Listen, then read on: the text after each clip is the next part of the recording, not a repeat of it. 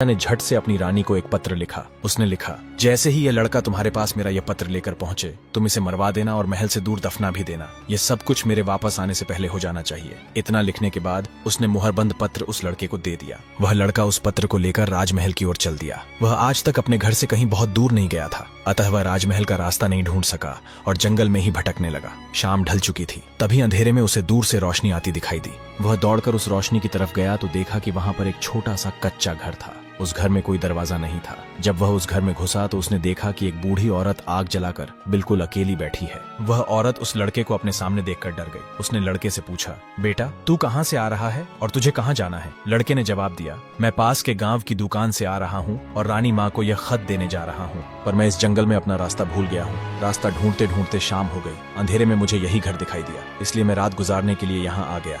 उस बूढ़ी औरत को उस लड़के पर बहुत दया आई, क्योंकि वह डाकुओं के ठहरने की जगह थी और वह बूढ़ी औरत उन डाकुओं की नौकरानी थी। उसे डर था कि अगर डाकुओं ने उसे देख लिया तो उसे मार डालेंगे। लड़के को यह जानकर पहले तो कुछ डर लगा कि वह डाकुओं के घर में घुस गया है, पर अंधेरे में कहीं और जाना भी आसान काम नहीं था और दिन भर चलते रहने के कारण वह बहुत थक चुका था, इसलिए उसे बहुत जोरों की नींद आ रही थी। वह उस बुढ़िया के कहने पर घर के एक कोने में चुपचाप जमीन पर सो गया। आधी रात के बाद जब डाकू उस घर में आए तो किसी और को अपने घर में सोता देखकर अपनी नौकरानी पर बहुत गुस्सा करने लगे। बूढ़ी नौकरानी ने उन्हें सारी बात बता दी और वह चिट्ठी भी डाकुओं के सरदार के हाथ पर रख दी, जो उस लड़के ने उसे दिखाई थी। राजा की मोहर देखकर उन डाकुओं को उस चिट्ठी पर कुछ शक हुआ। सरदार ने बड़ी सावधानी से उस चिट्ठी को खोलकर पढ़ा तो सोते हुए उस लड़के पर उसे बहुत तरस आ गया। उसने उस चिट्ठी को फाड़ दिया और एक दूसरी चिट्ठी उसमें रख दी। उस चिट्ठी में लिखा था, जैसे ही यह लड़का राजमहल में पहुंचे, तुम इस लड़के से अपनी राजकुमारी का विवाह कर देना। यह काम मेरे वापस आने से पहले ही पूरा हो जाना चाहिए। यह खत उन्होंने उस लड़के के सामने रख दिया और सुबह होने से पहले ही डाकू वहां से चले गए।